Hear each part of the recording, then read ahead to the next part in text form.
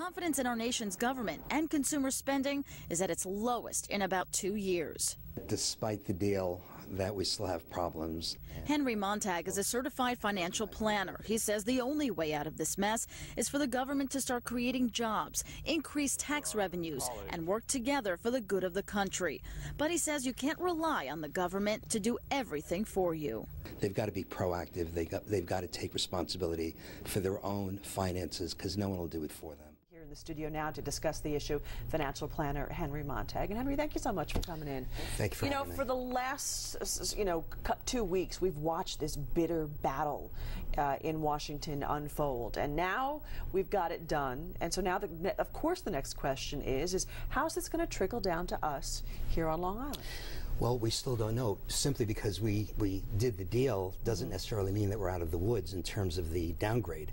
If we escape the downgrade, and again, as you know, the S&P basically told us that unless we get our fiscal house in order and unless we cut some in the vicinity of $4 trillion, we could still face a downgrade within the next 90 days. So it depends. If we don't have the downgrade, things might just squeak by. But if we do have the downgrade, we could potentially be looking at a small increase, a 25 basis point increase in consumer loans, in home equity loans, perhaps even in mortgages. Yeah, so basically Moody's said the U.S. is going to retain its AAA bond rating because of the agreement, but the agency put a negative outlook on the rating, and that definitely means a possible future downgrade. So when the money gets more expensive for the United States to borrow, of course it gets more expensive for us. It trickles down. They're slashing, as you know, $2 trillion from the just from state and local governments. Right. And that means that there might be less projects available, and if there are less projects, then that means that there will also probably be less jobs and less customers, which again is counterproductive to what we're trying to do. Right. We don't have jobs now as it is, and consumer spending is in the basement.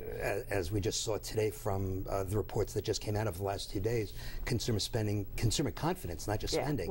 Not to mention what the market did again today, 260 points. Do you know that we wiped out a full year's of gains in just 1 week? We dropped 900 points. 2 years ago, we dropped 800 points in 1 day, but this time it was a lot worse. 80 points, 90 points, 100 points, 200 points, and then today the grand finale of 270 some odd points. So despite the lack of confidence, we keep hearing, stay the course, stay the course, stay the course. So what do you do now?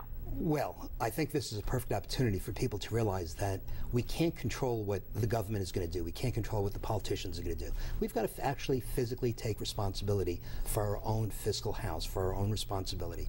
We've got to make sure that if we have credit card debt of 18, 19%, and we have a few $1,000s sitting in a bank earning 1%, that we don't play that unbalanced seesaw game and just let the money sit there earning 1% while we're paying at 18%.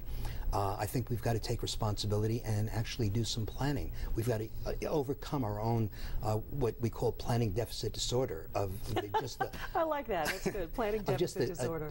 Just a natural reluctancy on people's part to look ahead, to plan.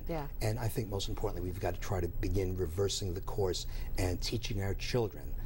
This is a perfect opportunity to teach our children that this is what happens when things go awry, and this is a nice time to catch kids before they go off to college. And teach them to plan, and to plan budget, what they're doing with their money. To plan, to budget. In the final 30 seconds I have with you, for people who've never been to a financial planner before, what's the first thing you can expect when you sit down to talk with somebody, especially in economic times like this? Someone should tell you that no one will take care of their money the way that you yourself will. It's not just going to a financial planner and giving him or her the responsibility. It's a partnership, and they've got to work together, and they've got to take fiscal responsibility for their own monetary, for their own house, for their own budget. It's getting more and more important these days, isn't it? It's absolutely important. All right, Henry, good to see you again. Thank you so much. Please come back.